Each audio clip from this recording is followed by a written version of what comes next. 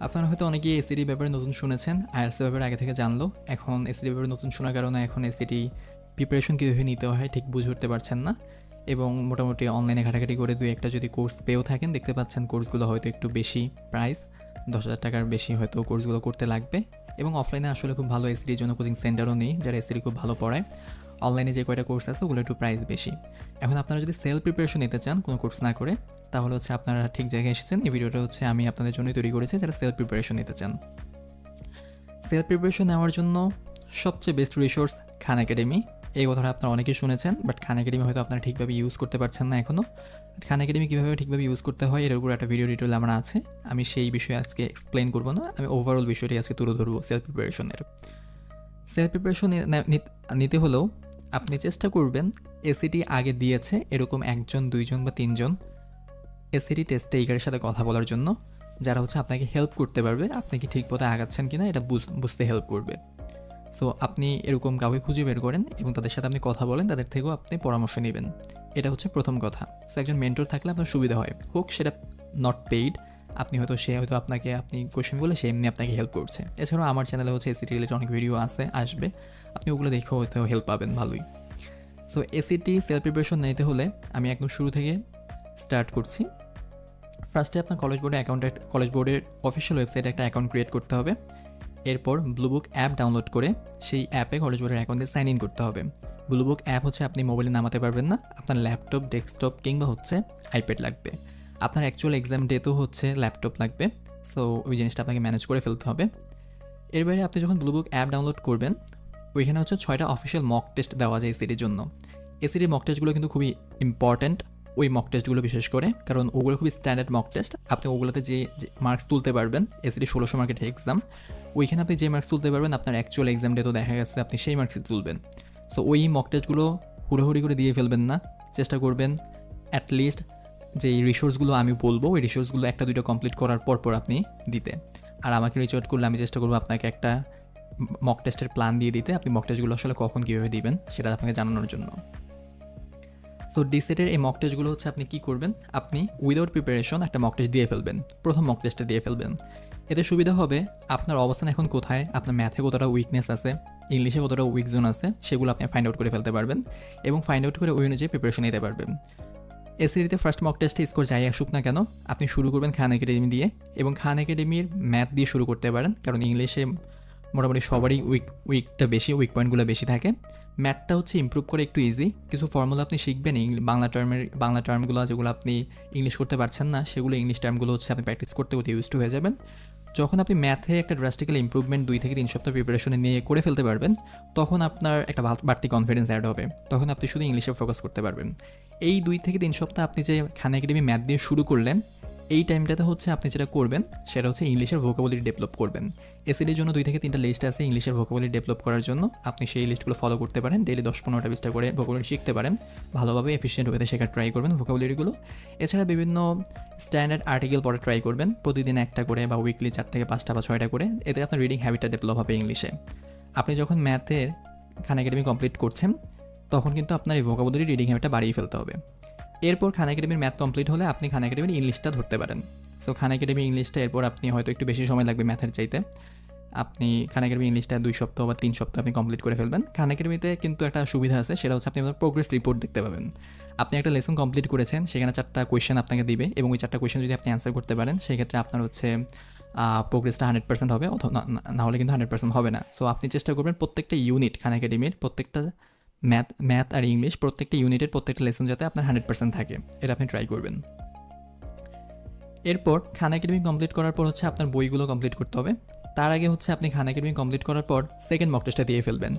Second mock test দিলে আপনি দেখবেন ফার্স্ট মক টেস্ট থেকে সেকেন্ড মক টেস্টে একটা ড্রাস্টিক্যাল ইমপ্রুভমেন্ট হয়েছে, এবং যদি দেখেন যে ড্রাস্টিক্যাল ইমপ্রুভমেন্ট হয়েছে, তার মানে আপনি খান একাডেমি ঠিকঠাকভাবে রিসোর্সগুলো ইউজ করতে পেরেছেন।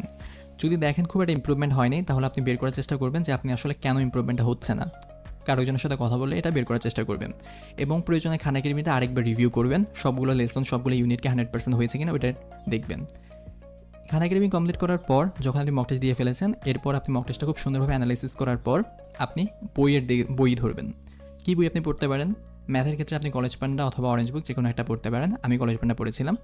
ইংলিশের ক্ষেত্রে আপনি প্লে স্টোরে রিভিউ দিয়ে শুরু করতে পারেন যদি আপনি বিগিনার হন, আপনার যদি মনে হয় আপনি ইংলিশ খুব একটা ভালো বুঝে উঠতে পারছেন না এখনও, সেক্ষেত্রে আপনি প্লে স্টোরে রিভিউ দিয়ে শুরু করতে পারেন। প্লে স্টোরে রিভিউ মোটামুটি স্ট্রেট ফরওয়ার্ড, খুবই সুন্দরভাবে চ্যাপ্টারগুলো সামারি করা থাকে শেষে, এবং অন টু দ্য পয়েন্ট থাকে কোয়েশ্চেন এবং অ্যান্সারগুলো। এরপর প্রিন্সটন রিভিউ, কলেজ পান্ডা, এই দুটো কমপ্লিট করার পর হচ্ছে আপনি চাইলে আরেকটা মক টেস্ট দিয়ে ফেলতে পারেন, থার্ড মক টেস্ট, এবং আপনার ইমপ্রুভমেন্ট কতটা হয়েছে সেটা অ্যানালাইসিস করবেন। মক টেস্টগুলো অ্যানালাইসিস করা কিন্তু খুব ইম্পর্ট্যান্ট, বিশেষ করে ইংলিশের জন্য। প্রত্যেকটা কোয়েশ্চেন ধরে ধরে আপনি অ্যানালাইসিস করবেন, প্রত্যেকটা অ্যান্সার চয়েস ধরে ধরে আপনি অ্যানালাইসিস করবেন, কোথায় কী ভুল হচ্ছে, কেন ভুল হচ্ছে সেটা আপনি বের করে ট্রাই করবেন। এছাড়াও মক টেস্টগুলো হচ্ছে যে ওয়ার্ডগুলো রয়েছে আপনি আননোন, সেগুলো আপনি জেনে নেওয়ার চেষ্টা করবেন, কারণ এগুলো হচ্ছে একটু ফ্রিকুয়েন্টলি ইউজ হবে এসিডিতে। সো আপনি প্রিন্সটন রিভিউ, কলেজ পান্ডা দুটো কমপ্লিট করলেন, মক টেস্ট দিলেন, এরপর আপনি কী করবেন? ইংলিশের জন্য কিন্তু প্রিন্সটন রিভিউতেই শেষ না, কারণ ইংলিশটা একটু টাফ, ইংলিশে ইমপ্রুভ করতে সময় লাগে। প্রিন্সটন রিভিউ হচ্ছে বিগিনার ফ্রেন্ডলি। এরপরে আপনি এরিক এমেলসের ধরতে পারেন। এরিক এমেলসের রিডিং এবং রাইটিং দুইটা বই আছে, আপনি দুইটা বই A to Z কমপ্লিট করবেন, যে কোয়েশ্চেনগুলো আছে ওগুলো কমপ্লিট করবেন। সো এরিক এমেলসের কমপ্লিট করতে হয়তো একটু টাইম লাগবে, সো আপনি একটু সময় নেবেন। আপনার এসএই প্রিপারেশন শুরু করার সময় অ্যাটলিস্ট 2 মাস সময় নিয়ে শুরু করা উচিত। 2 মাসের চেয়ে বেশি হয়তো 3 মাস, 4 মাস, 5 মাস লাগতে পারে। সো এটা হচ্ছে আপনার বেসিকের উপর ডিপেন্ড করছে, আপনার ফার্স্ট প্র্যাকটিস টেস্টে স্কোর কত ওইটার উপর ডিপেন্ড করে আসলে মোটামুটি বলে দেওয়া পসিবল আপনি কতটুকু এফোর্ট দিলে কত মাস সময় লাগবে বা কত সপ্তাহ সময় লাগবে। সো আমি শুরু থেকে কী বললাম, শুরুতে খান একাডেমি ম্যাথ কমপ্লিট করবেন, এরপর ইংলিশ কমপ্লিট করবেন, তারপর একটা মক টেস্ট দিবেন। এরপর আপনি কলেজ পান্ডা প্রিন্সটন রিভিউ কমপ্লিট করে আরেকটা মক টেস্ট দিবেন, তারপর আপনি এরিক এমেলসের কমপ্লিট করবেন। সো আপনার মোটামুটি বুক রিসোর্স এবং খান একাডেমি অনেকটা কমপ্লিট করা হয়ে গেল। এখন আপনি যেটা করবেন সেটা হচ্ছে আপনার ম্যাথের জন্য 5 পেপার কোয়েশ্চেনগুলো সলভ করতে পারেন, এবং খান একাডেমি বা হচ্ছে অন্যান্য যে বইগুলো আমি কমপ্লিট করতে বলেছি ওই বইগুলো হচ্ছে আপনি মার্ক করে করে কমপ্লিট করবেন, যে এখানে আপনার মনে হয় যে এই কোয়েশ্চেনটা একটু ডিফিকাল্ট, মার্ক করে রাখবেন পরবর্তীতে রিভিউ করার জন্য। শেষ সময় এসে হচ্ছে আপনি ওই কোয়েশ্চেনগুলো রিভিউ করবেন, ওই বইটা রিভিউ করবেন।